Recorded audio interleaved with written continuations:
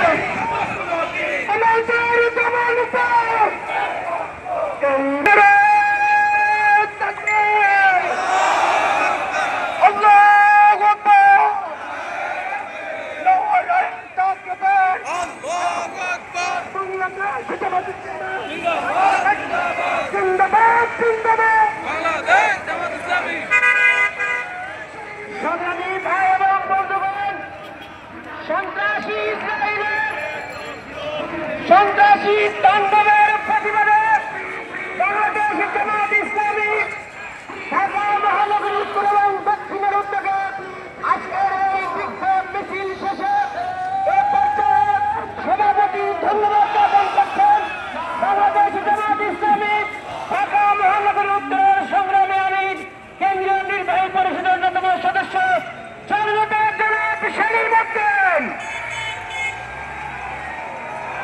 বিক্ষুব্ধ তৌহিদি জনতা আজকে ঢাকার রাজপথ প্রতিবাদ মুখর হয়েছে।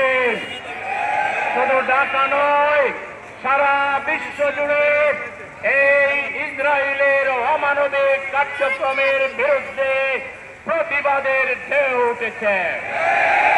এরপরও যদি ইসরায়েল সংযত না হয়, একদিকে আসমানের গজব আর অন্যদিকে বিশ্বের প্রতিটা মানবিক মানুষ একটা করে তুতু ইসরায়েলের বিরুদ্ধে দিতে হবে।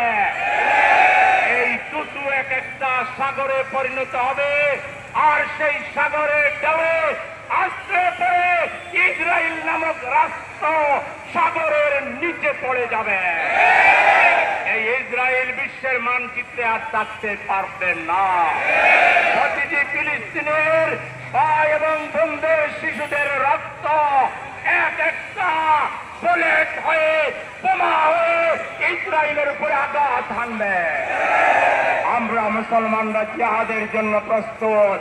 আমাদের ভাইদের পাশে দাঁড়াবার জন্য জিহাদের ডাক যদি আসে, আমরা কি প্রস্তুত আছি?